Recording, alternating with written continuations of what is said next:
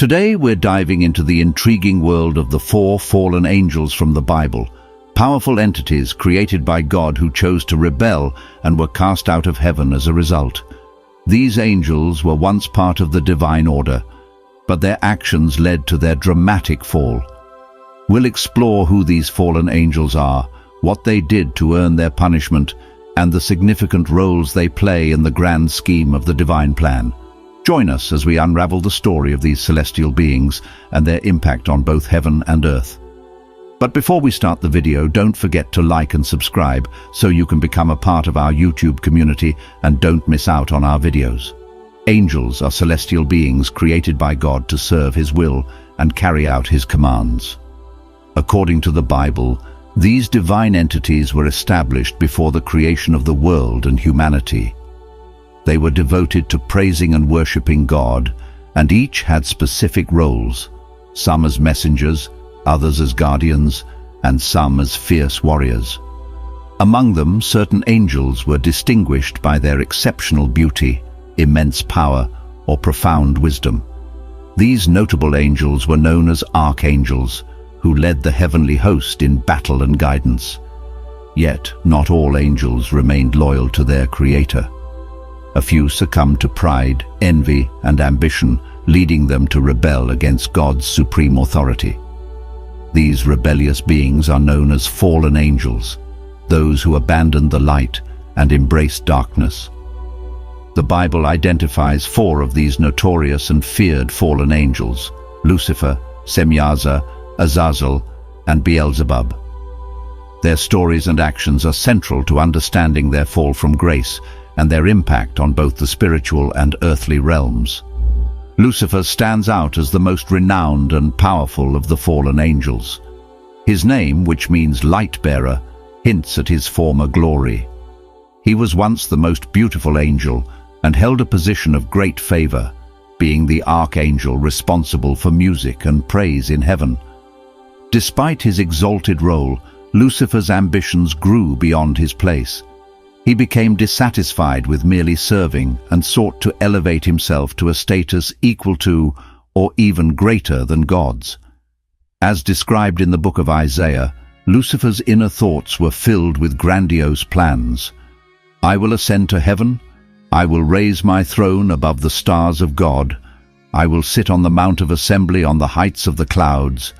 I will ascend above the tops of the clouds. I will make myself like the Most High." Isaiah 14:13-14. This desire for supremacy set the stage for his dramatic fall from grace. Lucifer rallied a faction of angels to join his rebellion against God, sparking a cosmic conflict known as the Celestial War. God responded by sending the archangel Michael and his loyal angels to confront Lucifer and his insurgents. According to the Bible, there was war in heaven. Michael and his angels fought against the dragon, and the dragon and his angels fought back, but they were defeated. No place was found for them in heaven any longer. So the great dragon, the ancient serpent known as the devil and Satan, who deceives the whole world, was thrown down to earth, and his angels were cast out with him. Revelation 12:7-9. As a result, Lucifer and his rebellious followers were expelled from heaven, transformed into the devil and demons. Once the radiant light-bearer, Lucifer became known as Satan, meaning adversary. Since his fall, Satan has been relentless in his efforts to tempt and mislead humanity, aiming to drive a wedge between people and God and to lead them into sin and eternal ruin. Satan is depicted as the ultimate enemy of God and his followers, the ruler of this world.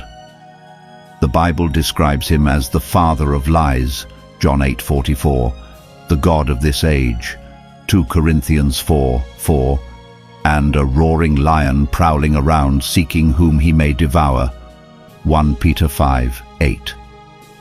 His ongoing mission is to deceive and corrupt, standing in opposition to the divine plan and the well-being of God's creation.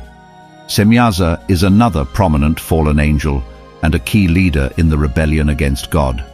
His name means "he who sees God," reflecting his role as one of the wisest and most knowledgeable angels well versed in divine mysteries. According to the Book of Enoch, an ancient text not included in the Bible but referenced by some biblical scholars, Samyaza was the chief of the Watchers. These were a group of angels sent by God to earth with the task of overseeing and guiding humanity. However, Samyaza and his fellow Watchers defied their heavenly mission. They became infatuated with the daughters of men and decided to unite with them, breaking sacred divine laws. The Book of Enoch recounts that as humanity multiplied, the Watchers observed the beauty of these women and desired them. They convened and resolved to take human wives and father children with them. Samyaza, aware of the gravity of their plan, expressed his fear that if the others hesitated, he would bear the full burden of their sin. Despite his concerns, the group swore an oath to carry out their plan and committed themselves under a curse to see it through. Ultimately, 200 of these angels descended to earth and settled on the summit of Mount Hermon, known as Ardis, to pursue their forbidden union. Enoch 6:1-6. Samyaza and the Watchers descended to earth and took wives from among human women, imparting to them and their children forbidden knowledge. They taught them secrets such as astrology, magic, the use of plants, crafting weapons, and creating jewelry. However, this profound knowledge was twisted and used for malevolent purposes, leading to widespread violence, corruption, and moral decay.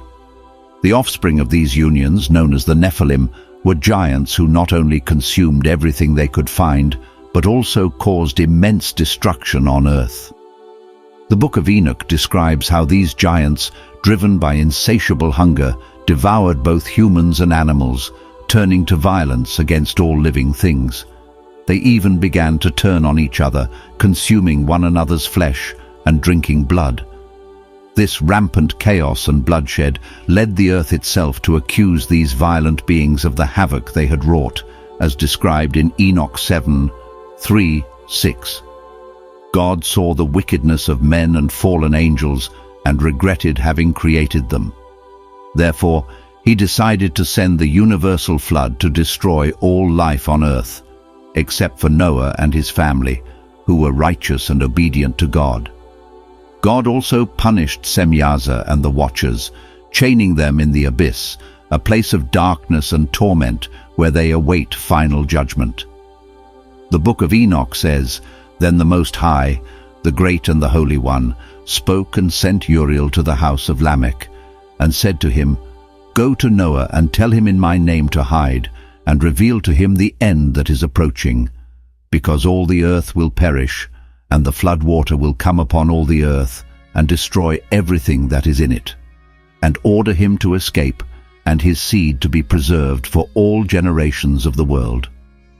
And again the Lord said to Raphael, 'Go and bind his hands and feet, and cast him into darkness, and make an opening in the desert that is in Dudal, and cast him there, and throw upon him rough and sharp stones, and cover him with darkness, and let him stay there forever, and cover his face so that he does not see the light. And on the great day of judgment let him be thrown into the fire.' And he healed the earth that the angels had corrupted, and proclaimed that he would heal it, and that he would not destroy all the flesh of men by means of the flood that he had prepared upon the earth. And then the Lord said to Michael, 'Go and announce to Samyaza and his associates, who are united with the women, so that they become contaminated with all their impurities. And when all their children kill each other and see the destruction of their beloved, bind them for 70 generations beneath the hills of the earth, until the day of their judgment and their consummation, until the judgment that is forever is consumed. And in those days, those who are in the abyss will be taken to the fire, and they will be tormented in a place of unceasing punishment, and anyone who is punished and destroyed will be bound together with them until the end of all times." Enoch 10:1-14. Thus, Samyaza and the Watchers were condemned by God, and their children, the Nephilim, were annihilated by the flood, but some of them survived and became the evil spirits that roam the world, seeking bodies to possess and souls to corrupt. Samyaza is the fallen angel who represents perverted wisdom, impious curiosity, and unrestrained lust. Azazal is one of the most formidable fallen angels, and his story is both intriguing and unsettling. His name translates to the one whom God strengthens, reflecting his once great status. Renowned for his bravery and unparalleled skills in warfare, Azazal was among the Watchers, a group of angels sent to earth to oversee and guide humanity. However, Azazal's influence took a dark turn. According to the Book of Enoch, Azazal became notorious for his role in corrupting mankind. He didn't just interact with humans, he imparted forbidden knowledge. Azazal taught men how to forge weapons, create armor and craft shields, essentially introducing tools of violence and warfare to humanity. Women were not spared either. He instructed them in the art of beautification, including makeup, hair dye, and jewelry. This infusion of vanity, weaponry, and idolatry into the world led to widespread moral decay. The Book of Enoch vividly describes the consequences. Azazal taught men to make swords, knives, shields, and breastplates, and shared knowledge about various metals and their craftsmanship. He also introduced women to the use of antimony for eye decoration, precious stones, and colorful dyes. This led to rampant wickedness, corruption of customs, and a downfall into fornication and moral perversion. Enoch 8:1-3. In essence, Azazal's teachings brought about a profound shift in human behavior, leading to a world steeped in violence and vanity. God also punished Azazal for his sins and held him responsible for all the evil he had caused on earth. God ordered the archangel Raphael to bind him and throw him into the desert, where he would remain until the day of judgment. The Book of Enoch says, "And the Lord said to Raphael, Bind Azazal by his hands and feet and throw him into the darkness, and make an opening in the desert that is in Dudail, and cast him there. And place upon him rough and sharp stones, and cover him with darkness, and let him stay there forever, and cover his face, so that he does not see the light. And on the great day of judgment, let him be thrown into the fire, and heal the earth that the angels have corrupted, and announce the healing of the earth, so that the children of men will not perish because of all the secrets that the Watchers have revealed and taught their sons. And the whole earth was corrupted by Azazal's teaching, and he was attributed all the sins." Enoch 10:4-8. Azazal was also associated with the Jewish ritual of Yom Kippur, the Day of Atonement, where a goat was sent into the desert to carry the sins of the people. This goat was called the scapegoat, and was offered to Azazal, who would bear the sins and suffer the punishment. The Bible says, "And Aaron shall cast lots upon the 2 goats, one lot for the Lord, and the other lot for Azazal. And Aaron shall bring the goat on which the Lord's lot fell, and offer it as a sin offering. But the goat on which the lot for Azazal fell shall be presented alive before the Lord, to make atonement upon it, and to send it away as Azazal into the desert." Leviticus 16:8-10. Thus, Azazal became the fallen angel who represents violence, corruption, and guilt. Beelzebub is one of the most notorious fallen angels, known by the chilling title, Lord of the Flies. This name hints at his dark and feared presence. Originally, Beelzebub was associated with Baal, a Canaanite deity revered for his control over storms and fertility. In ancient times, Baal was a central figure in the worship practices of many cultures, but he was also a symbol of false gods that led people astray from the one true God. In the Bible, Baal represents a significant challenge to the worship of God. The prophet Elijah famously confronted the prophets of Baal to prove who the true deity was. In a dramatic showdown on Mount Carmel, Elijah proposed a test to determine which god was real. He instructed the people to prepare 2 bulls, one for Baal and one for God, and to call upon their respective deities to ignite the sacrifice with fire. Elijah declared that the true God would respond with fire from heaven. As the story goes, the prophets of Baal called out fervently to their God, but no response came. In contrast, Elijah's prayer was answered spectacularly as fire descended from the heavens and consumed his sacrifice. This divine display confirmed the supremacy of the God of Israel and highlighted the failure of Baal, reinforcing the message of true worship and allegiance. The Bible recounts, Elijah said to the people, "I alone am left a prophet of the Lord, but Baal's prophets are 450 men. Therefore give us 2 bulls. Let them choose one for themselves, cut it into pieces, and lay it on the wood, but put no fire under it. I will prepare the other bull, lay it on the wood, but put no fire under it. Then you call on the name of your gods, and I will call on the name of the Lord, the God who answers by fire. He is God." And all the people said, "What you say is good." 1 Kings 18:22-24. This dramatic event not only exposed the futility of Baal worship, but also underscored the power and truth of God. Elijah challenged the priests of Baal, and they called on Baal all day, but he did not answer. Then Elijah repaired the altar of the Lord, laid the sacrifice on it, and prayed to God. The Bible says, "Then the fire of the Lord fell and consumed the burnt sacrifice, and the wood and the stones and the dust, and it licked up the water that was in the trench. Now when all the people saw it, they fell on their faces, and they said, 'The Lord, He is God. The Lord, He is God.'" 1 Kings 18:38-39. Thus Baal was discredited and condemned as a false god and a demon. The name Baal was changed to Beelzebub, and he became one of the fallen angels who joined Lucifer in his rebellion. Beelzebub was seen as the prince of demons, and some people accused Jesus of casting out demons by his power. The Bible says, "But some of them said, 'He casts out demons by Beelzebub, the ruler of the demons.'" Luke 11:15. But Jesus refuted this accusation and said, "Every kingdom divided against itself is brought to desolation, and a house divided against a house falls. If Satan also is divided against himself, how will his kingdom stand? Because you say, 'I cast out demons by Beelzebub.' And if I cast out demons by Beelzebub, by whom do your sons cast them out? Therefore they will be your judges. But if I cast out demons with the finger of God, surely the kingdom of God has come upon you." Luke 11:17-20. Thus Beelzebub became the fallen angel who represents idolatry, deceit, and blasphemy. Meet the 4 fallen angels of the Bible: Lucifer, Samyaza, Azazal, and Beelzebub. These once divine beings were created by God, but chose to rebel, leading to their dramatic expulsion from heaven.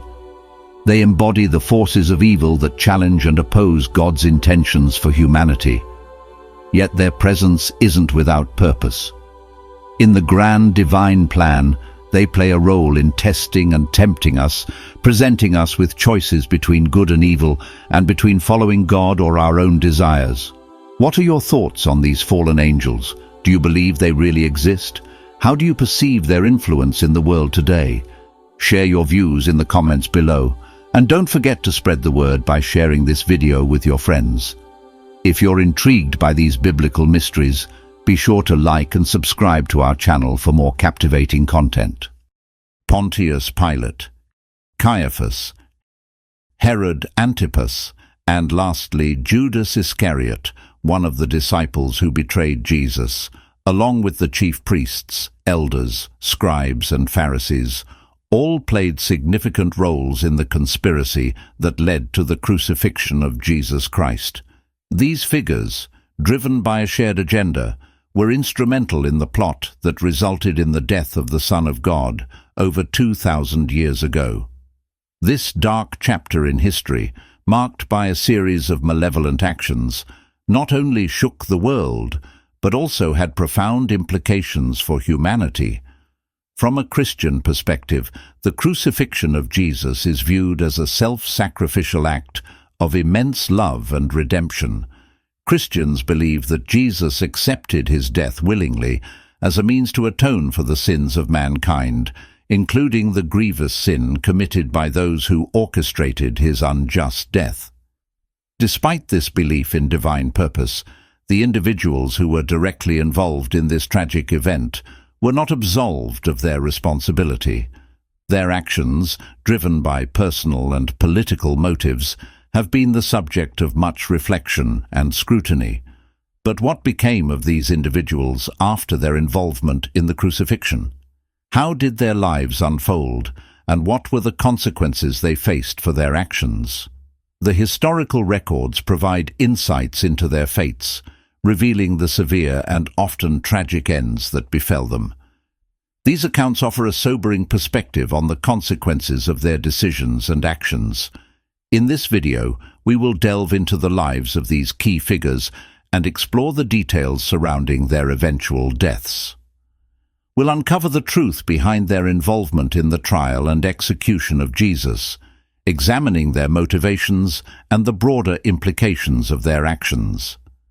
By following this journey, you will gain a deeper understanding of this pivotal event in history and its impact on both the past and present. Watch the video to understand its powerful message and connect with the deeper spiritual meaning. Your support by liking, subscribing, and sharing helps us spread the gospel and strengthen the Christian community.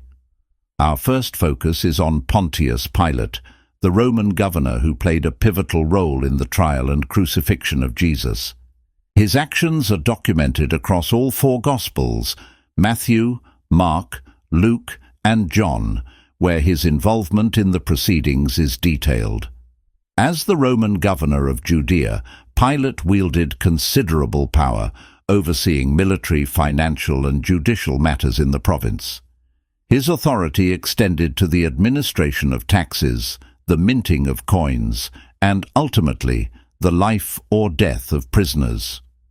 Pilate's role in condemning Jesus to death highlights his significant influence over the events that transpired, making his actions a focal point in the narrative of Jesus' crucifixion. To maintain control over Judea, the Roman Empire appointed King Herod to govern the region under its authority. Within the Jewish community, the dominant religious belief, Judaism, wielded considerable influence. During this time, a growing number of people began to follow Jesus, which sparked envy and resentment among the Jewish priests and elders. Fearing that their authority and livelihood might be undermined if Jesus continued to gain followers, they plotted to have him killed. They bribed Judas, one of Jesus' disciples, to betray him. Judas agreed, leading to Jesus being arrested and brought before the high priest. There, the priests, elders, and scribes concocted false charges against him, subjected him to a mock trial, and brutally beat him. However, under Roman rule, the Jewish higher court lacked the power to execute anyone. Consequently, they bound Jesus and took him to the Roman governor's palace, seeking to have him judged by Pilate. The Jewish leaders accused Jesus of inciting rebellion against the Roman emperor and refusing to pay taxes, hoping these charges would compel Pilate to sentence him to death. Pilate, having heard of Jesus' reputation, was particularly interested in the case. His own son, Peter, had been afflicted with a mysterious illness that had paralyzed one of his legs and left him bedridden. Despite numerous doctors' efforts, Peter's condition seemed hopeless until Jesus miraculously healed him. Pilate, who was deeply grateful for this miracle, conducted the initial interrogation of Jesus. During this questioning, Jesus refuted the accusations made by the Jewish authorities and spoke to Pilate about his purpose. "For this I was born, and for this I have come into the world, to bear witness to the truth." Pilate, realizing Jesus' innocence, declared, "I find no fault in this man." Pilate understood that the accusations against Jesus were driven by jealousy and a desire to eliminate him.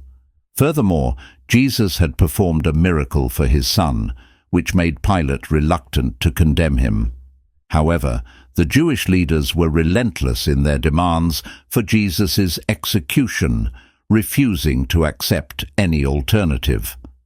Pilate, seeking to avoid conflict with the Jewish authorities and hoping to maintain peace during his term, devised a strategic plan. He decided to send Jesus to King Herod, who was in Jerusalem at the time, for a judgment. When Jesus appeared before Herod, the king hoped to witness some miraculous signs. However, Jesus refused to perform any miracles as a spectacle. Instead, he remained silent in the face of Herod's mockery. Herod, dissatisfied and not wanting to antagonize the Jewish leaders, sent Jesus back to Pilate. Accompanying Jesus was a letter from Herod that read, "This prisoner must be dealt with swiftly tonight, as I am traveling to Rome tomorrow and intend to speak favorably of you to the emperor." Simultaneously, Herod sent emissaries to subtly suggest that Pilate should order Jesus' execution, under threat of reporting Pilate's inaction to the emperor. This maneuver placed Pilate in a difficult position, caught between maintaining his standing with the Jewish authorities and upholding justice.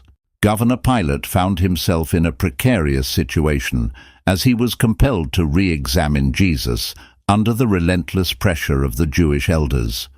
The atmosphere was charged with hostility as the crowd, stirred up by these elders, demanded Jesus' execution. Pilate, grappling with the intense pressure and turmoil, ultimately succumbed to their demands and condemned Jesus to crucifixion. Despite his decision, Pilate tried to absolve himself of guilt. He presented Jesus to the priests and the gathered people, declaring, "You have brought this man to me, accusing him of inciting rebellion. I have examined him in your presence and found no grounds for the charges you have leveled against him. Herod too found no fault and sent him back to us. Clearly, he has done nothing deserving of death. Therefore, I will have him flogged and then release him." It was the time of the Passover festival, a period when it was customary for the Roman authorities to release one prisoner chosen by the people. Pilate hoped this tradition might offer him a way out. However, to his dismay, the crowd, fueled by the Jewish elders' demands, preferred the release of Barabbas, a known murderer, over Jesus. The elders even threatened Pilate, saying, "If you release Jesus, you are not a friend of Caesar." This threat terrified Pilate, as he feared the implications for his career and position. Pilate led Jesus to a location called Golgotha, previously used as a site for legal proceedings, and continued to advocate for Jesus' release. He reiterated his stance, questioning the crowd a third time. What crime has he committed? He declared that he had found no reason for punishment and proposed to discipline Jesus and release him.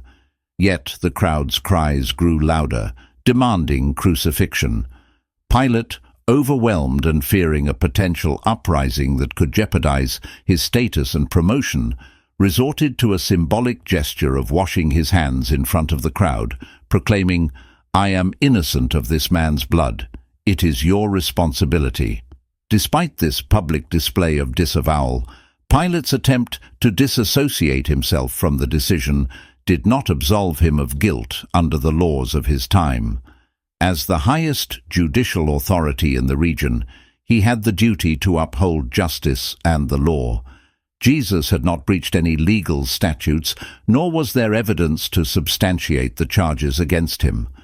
Pilate's failure to enforce legal principles and his submission to mob pressure constituted a dereliction of his judicial responsibilities. Furthermore, as the governor, he should have acted to quell any potential unrest, rather than capitulate to the demands of the rebellious crowd. The broader context reveals that Jesus' death was the culmination of a series of betrayals and failings. Judas Iscariot's betrayal set the stage, followed by the fervent hostility of the Jewish religious leaders and King Herod, who, along with the incited crowd, played a crucial role. Pilate's own fear and reluctance to stand up to the crowd contributed significantly to the outcome. Thus, Pilate's actions and decisions were pivotal in ensuring that an innocent man was sentenced to death, marking him with a permanent stain of injustice. Pilate's retribution began almost immediately after the crucifixion. His son Peter, who had been healed by Jesus, suddenly fell gravely ill and died. This tragic event was followed by Pilate himself, falling severely ill and slipping into a prolonged unconscious state. This was merely the beginning of his punishment. Shortly after, King Herod, having broken his promises, rejected Pilate and endorsed his own ally for the Roman emperor's consideration. Pilate was recalled to Rome and faced accusations that led to his trial in the Senate. He was beaten, stripped of his official position, and exiled to Gaul. In exile, Pilate's life unraveled further. Stripped of his property and wealth, he lived in destitution and scorn, shunned by society and avoided even by children. His dream of advancement was shattered, and the disdain of the Roman emperor added to his miseries. Eventually, Pilate's despair drove him to madness. In a final act of desperation, he set himself on fire. His remains were then bound to a stone and cast into a river, marking a grim end to a once powerful figure who failed in his moment of judgment. King Herod Antipas, also known as Herod the Great, was a pivotal figure in the history of Judea and the broader Roman Empire during the era of Jesus Christ. Born in Idumea, which is now southern Israel, around 73 BC, Herod was of Edomite descent and rose to prominence through a combination of political skill and strategic alliances with the Roman authorities. Appointed king of Judea by the Roman Senate in 40 BC, Herod's reign was marked by a mixture of grand architectural achievements and ruthless political maneuvering. Herod's reign was distinguished by his ambitious building projects that aimed to modernize and expand the kingdom of Judea. Among his most notable contributions was the extensive renovation and expansion of the Second Temple in Jerusalem, a project that aimed to solidify his legacy and demonstrate his devotion to Judaism. He also oversaw the construction of the impressive fortress at Masada and the establishment of the port city of Caesarea Maritima, which became a significant hub of trade and culture. Despite these accomplishments, Herod's rule was also characterized by intense political intrigue and personal turmoil. His numerous marriages and the complex dynamics within his family led to frequent power struggles and conflicts. His efforts to maintain control were marked by severe measures, including the execution of perceived rivals and members of his own family. Notably, Herod's reign saw the execution of 3 of his sons and 1 of his wives, reflecting the brutal nature of his governance. Herod's relationship with the Roman Empire was a key aspect of his rule. His loyalty to Rome was evident in his efforts to maintain stability and align himself with Roman interests. This alignment, however, did not shield him from the personal and political challenges that arose during his reign. Herod's death in 4 BC came after a period of intense suffering. The historical accounts describe his final days as marked by severe physical ailments, including chronic itching, abdominal pain, difficulty breathing, convulsions, and an infection in his genitals. Modern experts speculate that these symptoms were likely due to complications from gout or kidney failure, though some interpret his agonizing death as a form of divine retribution for his many cruelties. King Herod Antipas is perhaps best remembered for his role in the events leading up to the crucifixion of Jesus Christ. While he was not directly responsible for Jesus' execution, he played a part by sending Jesus to Pontius Pilate, thus facilitating the process that would lead to Jesus' crucifixion.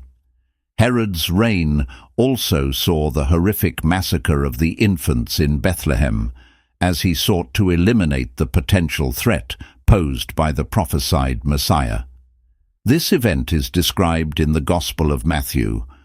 "A voice was heard in Ramah, weeping in great lamentation, Rachel weeping for her children, refusing to be comforted because they are no more." Matthew 2:18.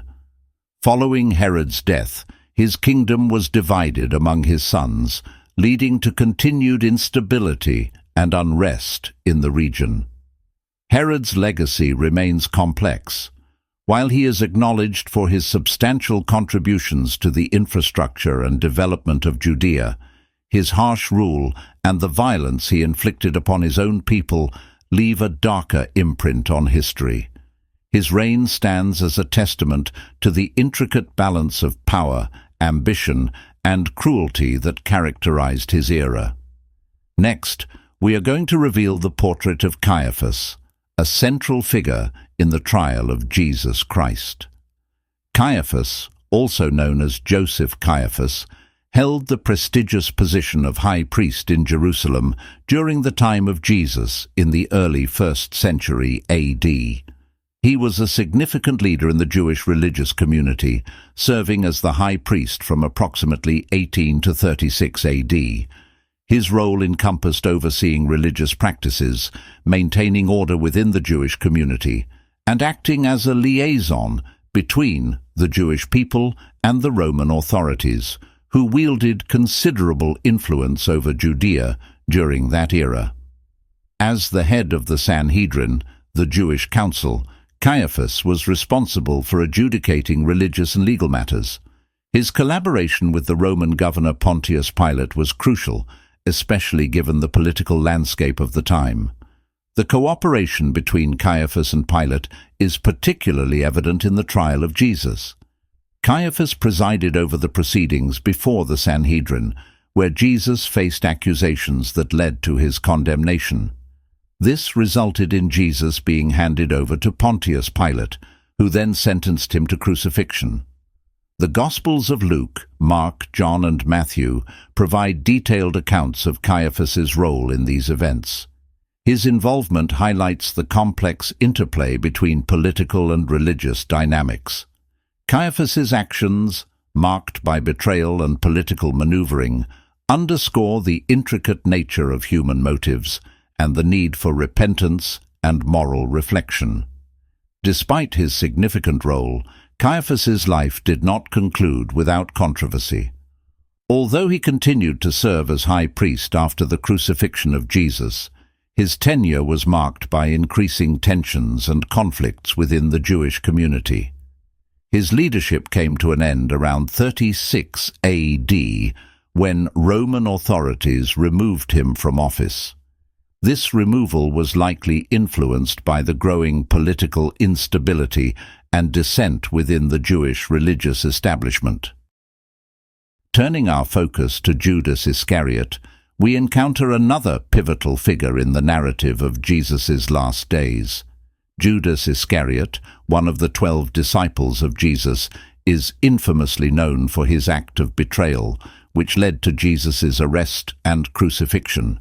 His surname, Iscariot, suggests that he hailed from Caiaphas, a town in Judea, distinguishing him from the other disciples.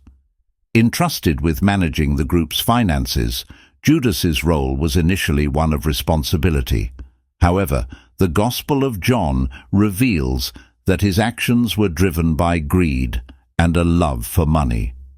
According to Matthew 26:14-16, Judas's betrayal was motivated by a financial incentive. He agreed to hand over Jesus to the chief priests in exchange for 30 silver coins. This passage highlights the extent of his treachery.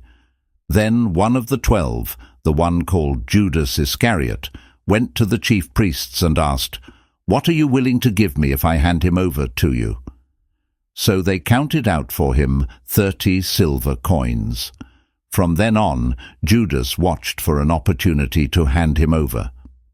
During the Last Supper, Jesus foreshadowed the betrayal of one of his disciples.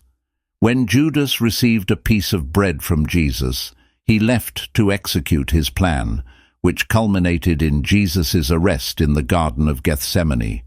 The Gospels recount Jesus' repeated predictions of his betrayal, culminating in this tragic event. Judas Iscariot's betrayal remains a stark reminder of the profound consequences of personal greed and the tragic fulfillment of Jesus' forewarnings. At the Last Supper, Jesus shared his final meal with his disciples, knowing that his arrest and crucifixion were imminent. The Gospel of John 13:2 recounts this pivotal moment, where the devil instigated Judas Iscariot to betray Jesus. The Bible does not explicitly explain Judas' motivations.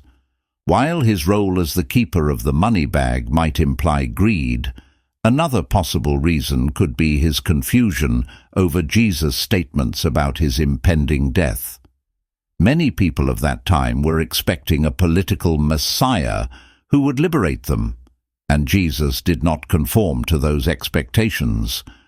The Bible indicates that Satan played a role in Judas's betrayal, but the extent of this influence is not detailed. Judas Iscariot ultimately betrayed Jesus for 30 pieces of silver. After the betrayal, Judas was overwhelmed with remorse and attempted to return the money to the chief priests and elders, only to be met with rejection. The priests refused to accept the money back into the temple treasury, deeming it tainted by its association with betrayal. Consequently, Judas threw the silver into the temple and went away, ultimately taking his own life by hanging himself. In the aftermath, the chief priests used the 30 pieces of silver to purchase a potter's field as a burial place for foreigners.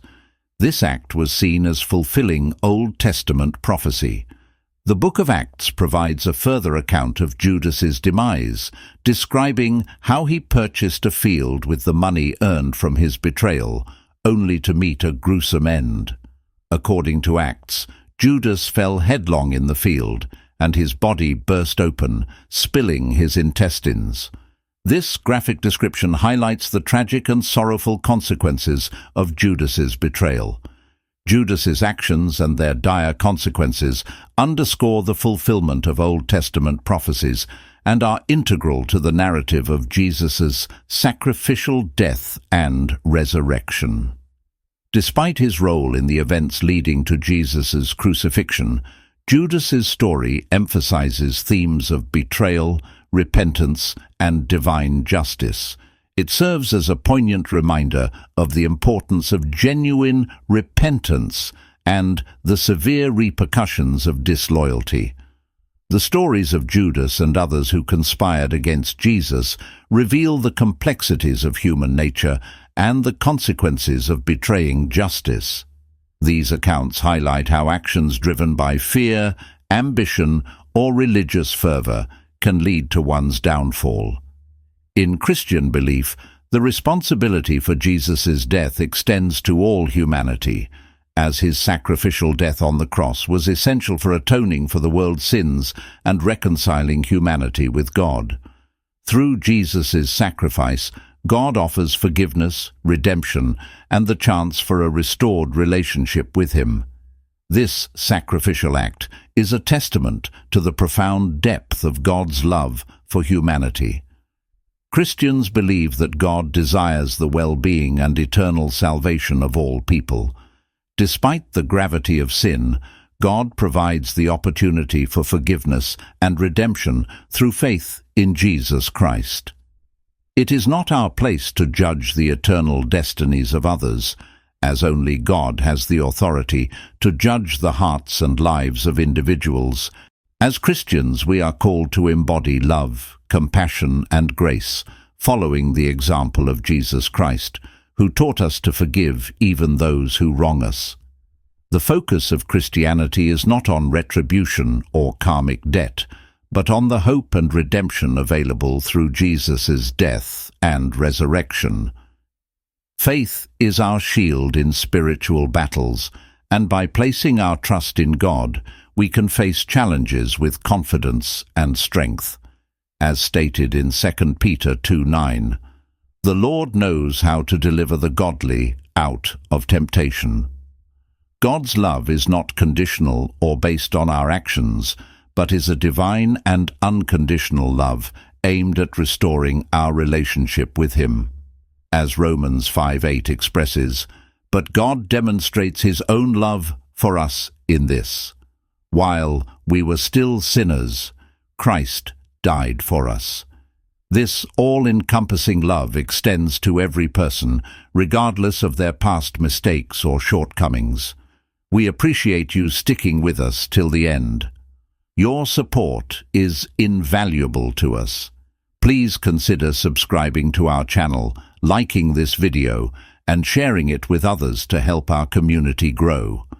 By doing so, you align yourself with the path to heaven, where God has already prepared a place for us to worship Him. Are you ready to embark on this meaningful journey with us as we strive to spread the gospel of love to Christians around the world? Mary Magdalene, a name that evokes mystery, devotion, and centuries of debate. Who was this intriguing figure who stood at the heart of some of Christianity's most pivotal moments? Was she a sinner, a saint, or something far more profound?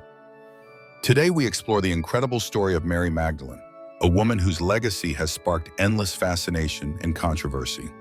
Mary Magdalene, also known as Mary of Magdala, is one of the most prominent and frequently mentioned female figures in the New Testament. Her name, Magdalene, originates from Magdala, a bustling fishing village on the western shore of the Sea of Galilee.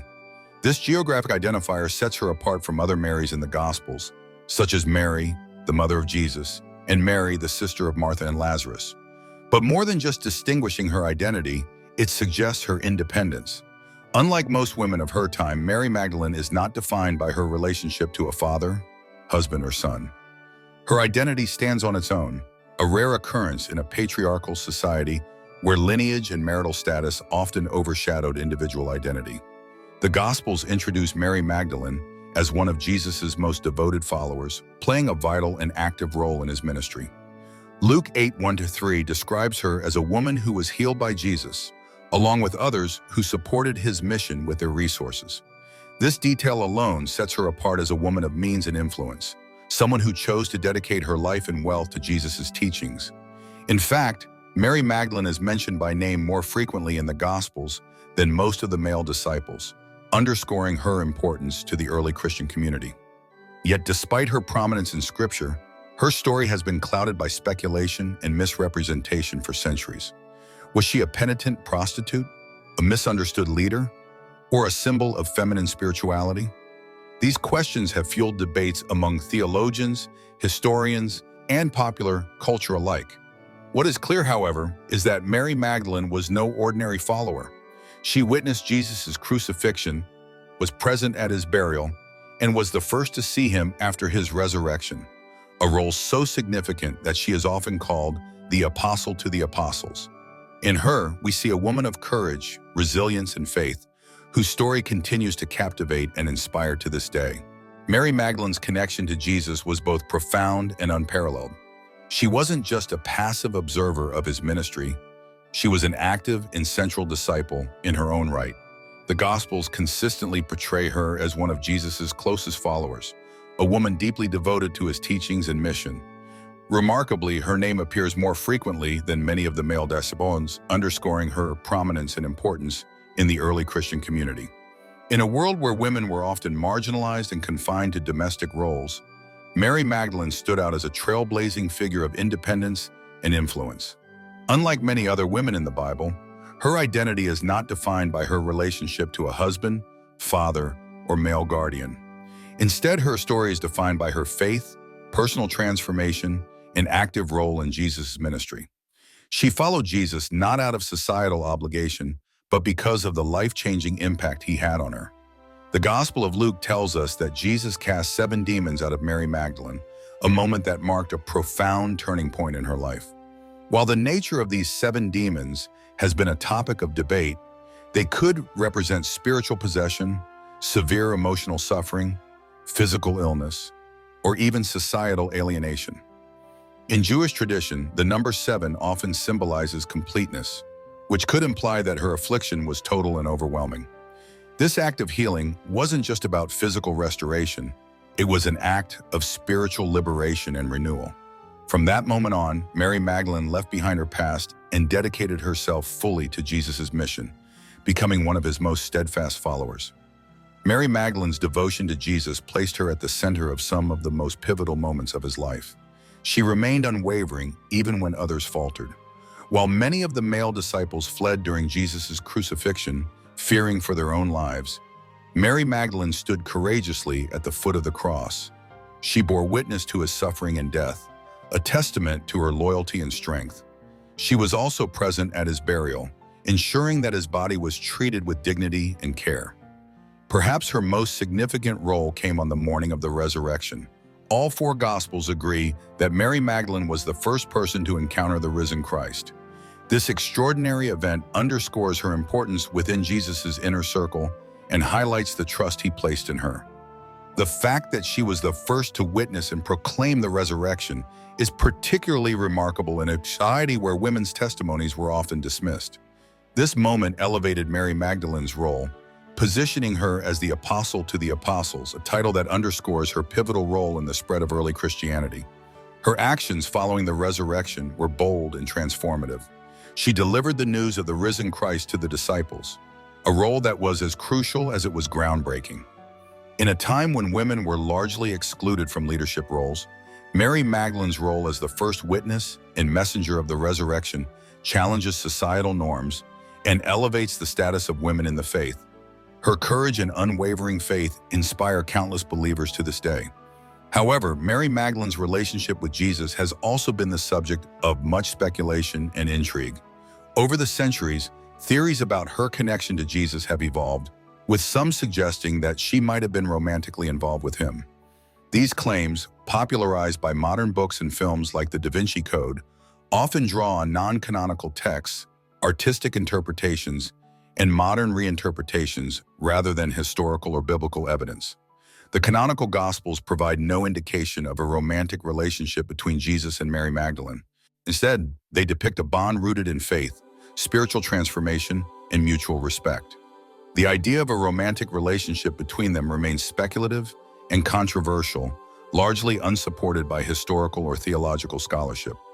What the Gospels make clear is that Mary Magdalene shared a unique and profound connection with Jesus, one based on her deep understanding of his teachings and her unwavering commitment to his mission.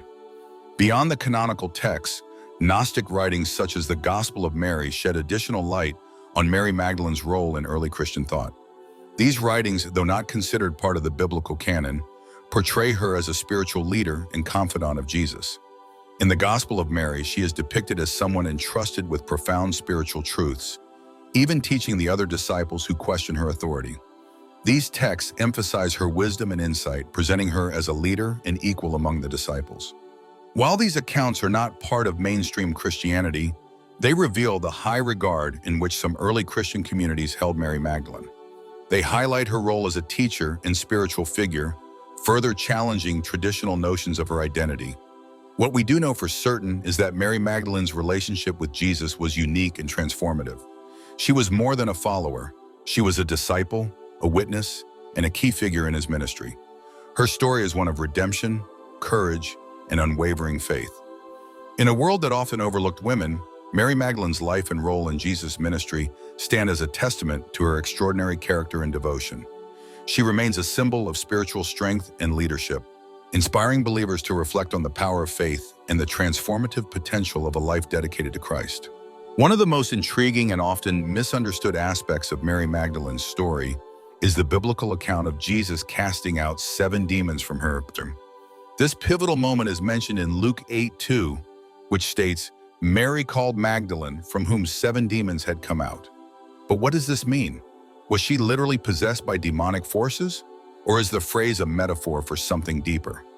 Some scholars suggest a literal interpretation, that Mary Magdalene suffered from spiritual possession, a condition that Jesus' divine power overcame.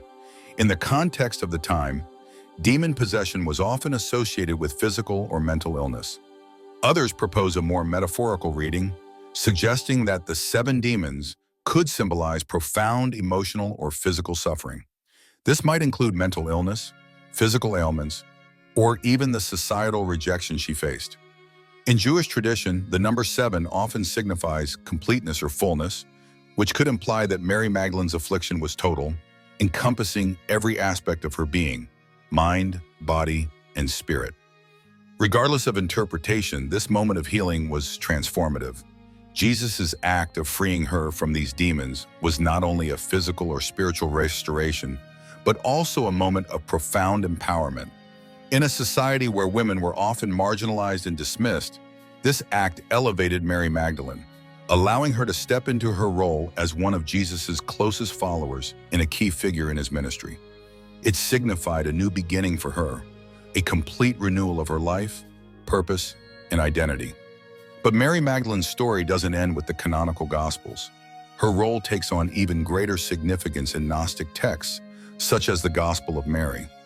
These writings, discovered in the 19th and 20th centuries, provide a unique perspective on her relationship with Jesus and her place within the early Christian community. In these texts, she is portrayed not merely as a disciple, but as a spiritual leader with profound insight into Jesus' teachings. The Gospel of Mary depicts her as a confidant of Jesus, someone he trusted to convey deep spiritual truths. In one passage, she explains teachings to the other disciples who question her authority. This interaction highlights both her intellectual and spiritual leadership, as well as the resistance she faced from male disciples, reflecting the societal challenges of her time. These Gnostic writings emphasize themes of inner enlightenment and spiritual wisdom, presenting Mary Magdalene as a figure of divine insight and knowledge.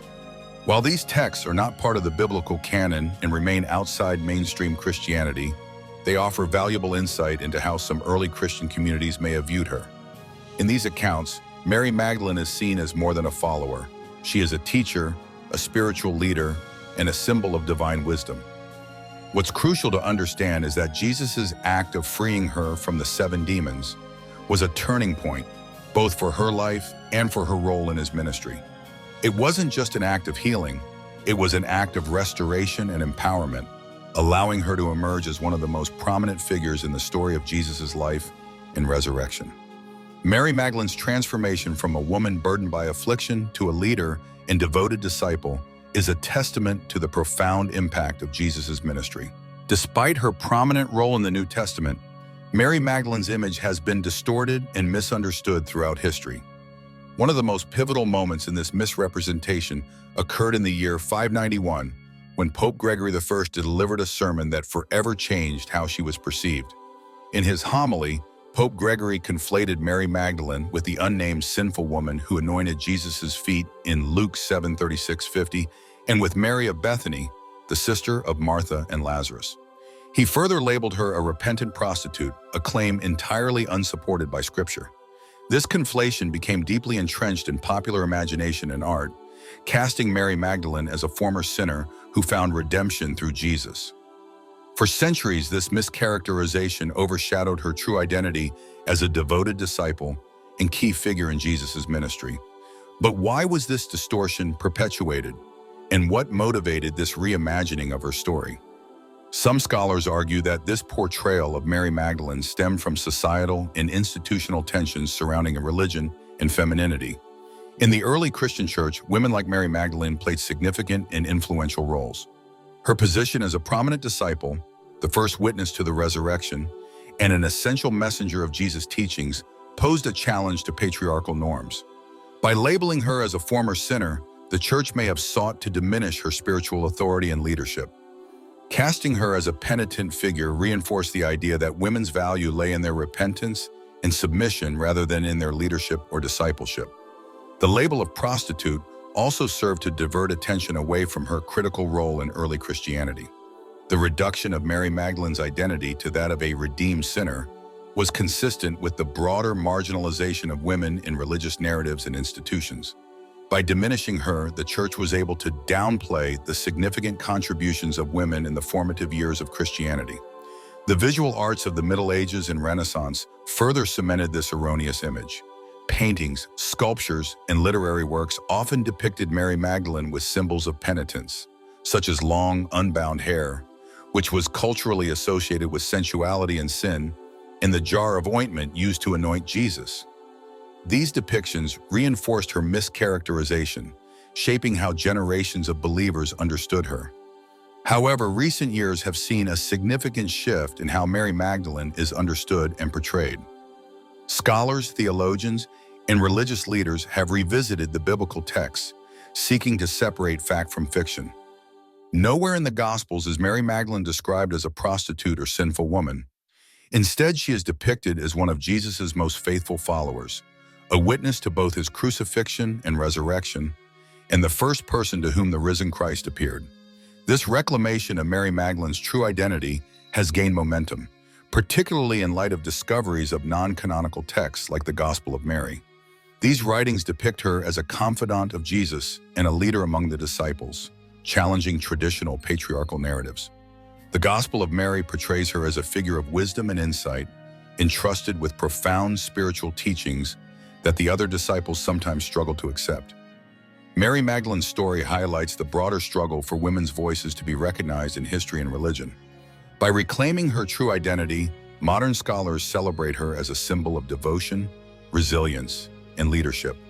Her journey from a misrepresented penitent sinner to a recognized spiritual leader continues to inspire efforts to elevate the role of women in the church and society at large. Ultimately, the historical distortion of Mary Magdalene's image reveals as much about societal biases as it does about her life. It underscores the enduring tension between patriarchy and the recognition of female spiritual authority. By revisiting her story and acknowledging her rightful place in history, Mary Magdalene can be celebrated for what she truly was: a devoted disciple, a witness to the resurrection, and a central figure in the foundations of Christianity. The Gospel of Mary is one of the most remarkable discoveries in early Christian literature, shedding light on Mary Magdalene's significant, yet often misunderstood role in the history of Christianity. This ancient Gnostic text, unearthed in the late 19th century, offers a fresh perspective on spiritual teachings and Mary's connection to Jesus and his mission.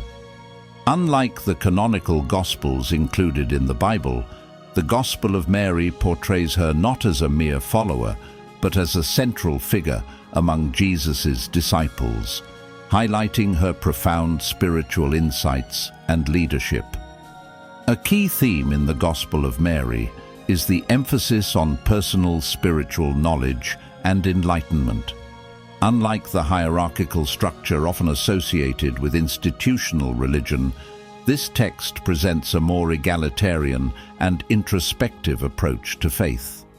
Mary is depicted as a teacher, someone who possesses unique wisdom and understanding of Jesus' teachings, which she shares with the other disciples.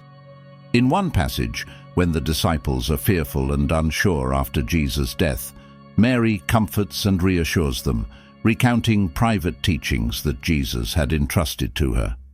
This portrayal elevates her role from a passive observer to an active leader, challenging the male-dominated narratives that have shaped much of early Christian history. The Gospel of Mary also offers a radical departure from traditional doctrine by emphasizing the importance of inner enlightenment over external religious authority. The text suggests that divine understanding is accessible to all individuals through self-reflection and spiritual exploration, bypassing the need for rigid structures or intermediaries. This idea aligns with Gnostic beliefs, which prioritize personal experience of the divine over dogmatic adherence to institutional rules. In this framework, Mary emerges as a guide and spiritual mentor, demonstrating how personal connection with the divine can transform lives.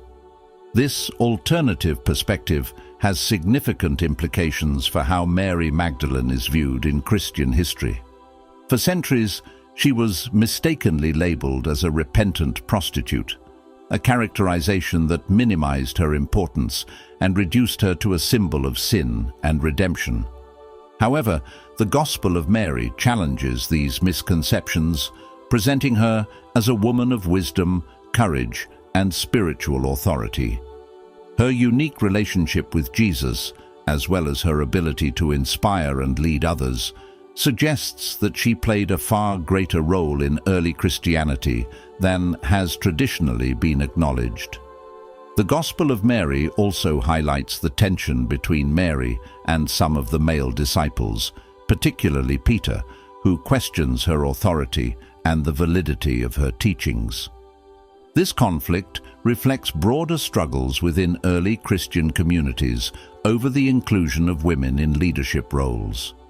By presenting Mary as a figure who transcends these challenges, the text underscores the importance of her contributions to the spiritual movement that Jesus initiated. Ultimately, the Gospel of Mary invites readers to reconsider Mary Magdalene's place in Christian tradition. It portrays her as a pivotal figure in the dissemination of Jesus' teachings and a symbol of the transformative power of personal faith. Her story challenges traditional narratives and offers a vision of spirituality rooted in inner wisdom and equality, an enduring message that continues to inspire and provoke thought to this day. Mary Magdalene's story has captivated theologians, historians, and popular culture enthusiasts for centuries.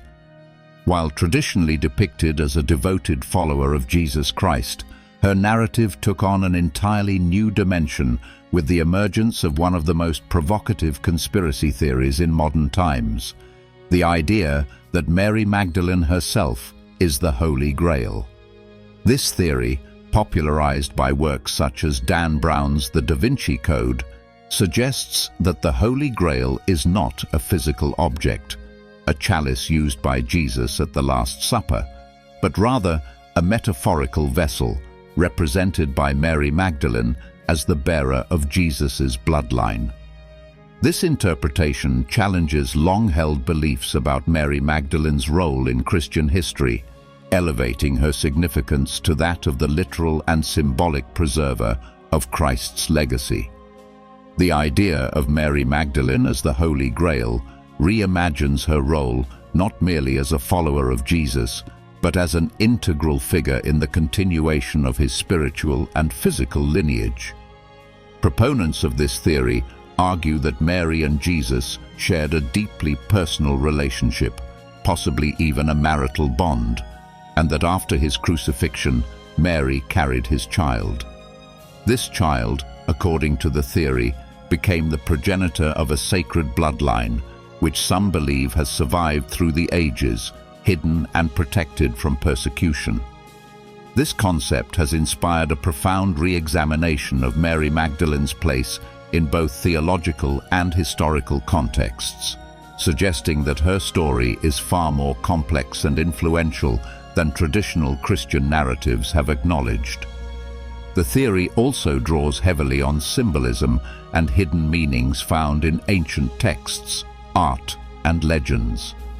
Supporters point to the absence of clear evidence in the Bible regarding Mary Magdalene's life after Jesus' death, interpreting this silence as a deliberate effort by early church leaders to suppress her story. They argue that the patriarchal structure of the early church sought to marginalize women's roles in the Christian narrative, and that Mary Magdalene's true significance was intentionally obscured to maintain male dominance within the faith. In this light, the theory of Mary as the Holy Grail not only redefines her legacy, but also challenges the broader historical treatment of women in religious traditions. The concept of Mary Magdalene as the Holy Grail is intricately linked to the mysterious organization known as the Priory of Sion. This secretive group, first brought to public attention in the mid-20th century, is said to have existed for centuries with the mission of safeguarding the sacred bloodline believed to have descended from Jesus and Mary Magdalene. According to this theory, the Priory has worked tirelessly to protect this lineage, concealing its existence from the public and shielding its descendants from persecution. The organization is also rumored to have preserved evidence of Jesus and Mary's union, including ancient documents, genealogical records, and even physical relics. The Priory of Sion's story gained significant traction after the publication of The Holy Blood and the Holy Grail in 1982, a book that served as the foundation for later works like the Da Vinci Code. The authors of The Holy Blood and the Holy Grail argued that the Priory was instrumental in shaping European history by influencing powerful families and guiding events to protect the sacred bloodline. They claimed that the lineage of Jesus and Mary Magdalene became intertwined with the Merovingian dynasty, an early Frankish royal family, further embedding the bloodline into the fabric of European nobility. While the existence of the Priory of Sion remains a topic of heated debate, with many dismissing it as a hoax, the legend surrounding it has fueled widespread fascination. Whether fact or fiction, the idea of a secret organization dedicated to preserving the legacy of Mary Magdalene adds an air of mystery and intrigue to her story. For many, it represents a tantalizing alternative history, one that challenges the official narratives propagated by religious and secular authorities alike. Supporters of the Holy Grail theory often point to symbolic evidence found in religious art and architecture. They argue that certain Renaissance paintings and cathedral designs contain hidden references to Mary Magdalene's role as the Holy Grail. For example, some interpretations of Leonardo da Vinci's The Last Supper suggest that the figure seated to Jesus' right, traditionally identified as the Apostle John, may actually represent Mary Magdalene. This interpretation is based on the figure's feminine appearance and the alleged V shape created between Jesus and the figure, symbolizing the sacred feminine or a womb. Similarly, legends surrounding Mary Magdalene's journey to France after Jesus' crucifixion have fueled speculation about her role in preserving the sacred bloodline. According to local tradition, Mary arrived on the shores of southern France, possibly with her child, and lived out the remainder of her life there. Sites like Sainte-Marie de la Mer and the Basilica of Saint-Maximin-la-Sainte-Baume are associated with her presence and have become pilgrimage destinations for those seeking to connect with her story. These legends, while lacking definitive historical evidence, persist as part of the rich tapestry of Mary Magdalene's legacy, blending history, myth, and spirituality. The idea of Mary Magdalene as the Holy Grail carries profound theological implications, particularly for traditional Christianity. If true, it would fundamentally alter the understanding of Jesus' life and mission, reframing him not only as a spiritual leader, but also as a figure deeply connected to human relationships and lineage.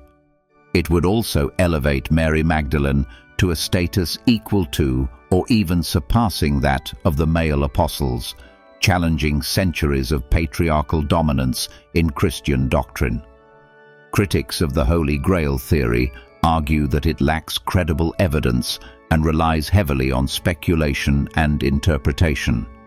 They point out that the canonical Gospels, as well as other early Christian writings, do not explicitly mention any romantic or familial relationship between Jesus and Mary Magdalene. Furthermore, many scholars regard the Priory of Sion as a fabrication created in the 20th century by individuals seeking to promote alternative histories. Despite the controversies and lack of definitive proof, the theory of Mary Magdalene as the Holy Grail continues to captivate the imagination of millions.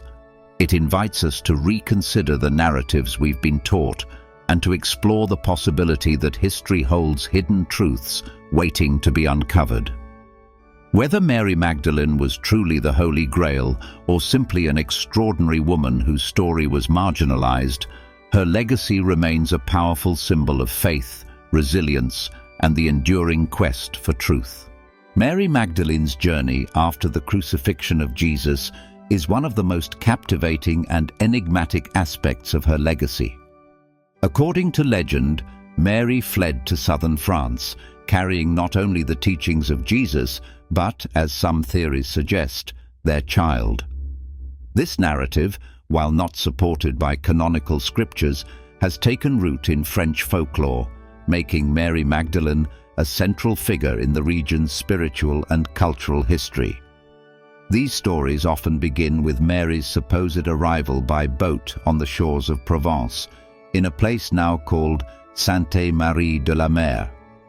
Accompanied by a few companions, including Martha and Lazarus, Mary is said to have brought the message of Christianity to a new land. This journey was not just one of survival, but also of purpose, as she spread the teachings of Jesus and established a legacy that intertwined faith with local traditions.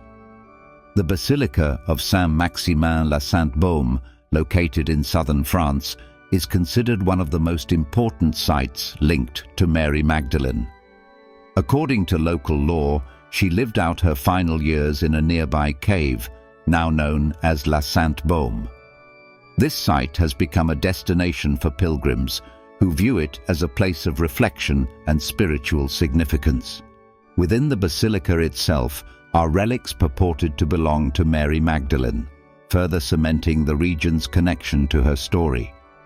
One of the more provocative aspects of this legend is the claim that Mary carried with her the child of Jesus, giving rise to a hidden lineage that would eventually merge with European nobility.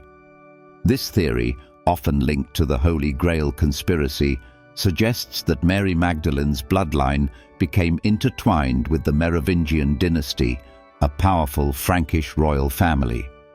Proponents argue that this lineage was deliberately obscured by the early church to maintain a strictly spiritual interpretation of Jesus' legacy and to suppress the tales of Mary Magdalene's life in France are deeply rooted in local culture, blending elements of biblical history, folklore, and religious tradition. While these stories lack concrete historical evidence, their persistence speaks to the enduring fascination with her life and legacy. Local traditions often emphasize Mary's role as a teacher and spiritual guide, portraying her as a figure of strength and wisdom who brought hope and enlightenment to the region. The annual pilgrimage to Sainte-Marie de la Mer, held in honor of the three Marys who supposedly arrived there, attracts thousands of visitors each year. While the event primarily celebrates the Virgin Mary and other figures from Christian lore, Mary Magdalene's presence is keenly felt, highlighting her importance in the local spiritual landscape. In addition to the pilgrimage, the cave of La Sainte-Baume is considered a sacred site for those seeking a deeper connection to Mary Magdalene. Nestled in a lush forest, the cave is said to be the place where Mary spent her final years in prayer and contemplation. For many, visiting the cave is not just an act of devotion, but also an opportunity to reflect on Mary Magdalene's transformative journey and her role as a symbol of resilience and faith. The idea that Mary Magdalene may have carried Jesus' child to France has fueled centuries of speculation and debate. This theory suggests that Mary, as the Holy Grail, represents a sacred vessel, the bearer of Christ's bloodline.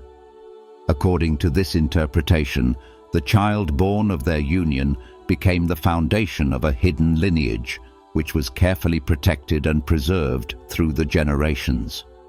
Proponents of this theory often cite symbolic evidence in medieval art and literature, as well as cryptic references in ancient texts. For instance, some argue that the V shape formed by Jesus and the figure beside him in Leonardo da Vinci's The Last Supper symbolizes the sacred feminine, hinting at Mary Magdalene's role as the Grail. Similarly, legends of the Merovingian dynasty's divine origins are sometimes linked to this supposed bloodline, suggesting that these rulers were descendants of Jesus and Mary Magdalene. Critics of the hidden bloodline theory point to the lack of concrete evidence and the speculative nature of the claims. They argue that these stories often rely on interpretations of symbols rather than historical facts, making them more of a cultural phenomenon than a credible historical account. Nevertheless, the theory continues to captivate the imagination, inspiring countless works of fiction, scholarly debates, and spiritual exploration. Whether or not the legends of Mary Magdalene's life in France are historically accurate, they have undeniably shaped the cultural and spiritual identity of the region. Mary's story has become a symbol of transformation, resilience, and the enduring power of faith. Her association with southern France has elevated her from a biblical figure to a cultural icon, bridging the gap between history, myth, and spirituality. Mary Magdalene's legacy in France also invites us to reflect on the broader themes of her story. Her journey from a misunderstood follower to a revered spiritual leader resonates with those seeking empowerment and truth. For many, Mary represents the possibility of redemption and transformation, embodying the idea that faith can overcome even the greatest challenges. In a region known for its rich history and deep spiritual traditions, Mary Magdalene's presence continues to inspire. Whether viewed as a historical figure, a spiritual guide, or a symbol of hidden truths, her story remains a source of fascination and devotion. The legends of her life in France, though shrouded in mystery, remind us of the enduring power of faith to transcend time and place, leaving an indelible mark on those who seek her story. Mary Magdalene's story challenges traditional narratives and invites us to rethink her role in Christianity.